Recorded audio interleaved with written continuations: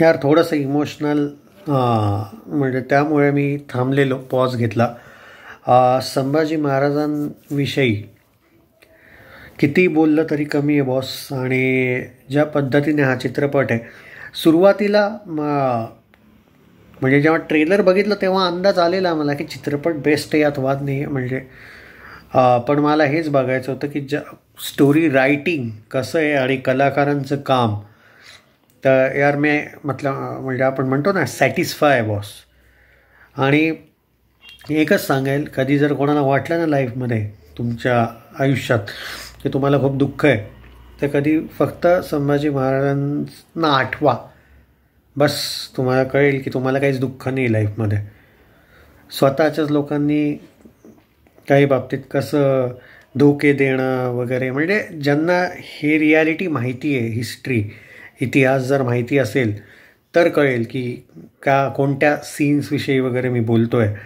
माझ्याकडे वर्ड्सच नाही आहेत यार. जेव्हा हिस्टॉरिकल फिल्म्स वगैरे रिलीज होतात आणि जेव्हा ती बेटर वेने प्रेझेंट केल्या जातात, असं नाही आहे की काही पण आता एक चित्रपट आत्ता मध्ये छावा होता की नाव मला लक्षात नाही आहे, त्यांनी बेटर प्रेझेंटेशन करायला हवं होतं चित्रपटाचं. मला चित्रपट नाही लक्षात. आता रिसेंटली 1 वर्षामध्ये काही चित्रपट आलेत यार, काही वेळेला कन्फ्यूज होऊन जातं नाव. कधी असं नको व्हायला की चांगल्या चित्रपटाला मी चुकून वाईट म्हणलो असेल. मला नाव नाही लक्षात आहे, पण खूपच बेटर करायला पाहिजे होतं त्यांनी, प्रेझेंटेशन नव्हतं. तर असं आहे यार, कधी कधी भीती वाटते सुरुवातीला, पण जेव्हा म्हणून मी ट्रेलरवर नाही जात.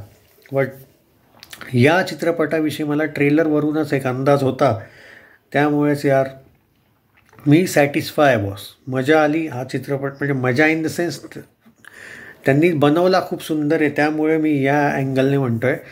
बाकी डोंट मिस इट यार.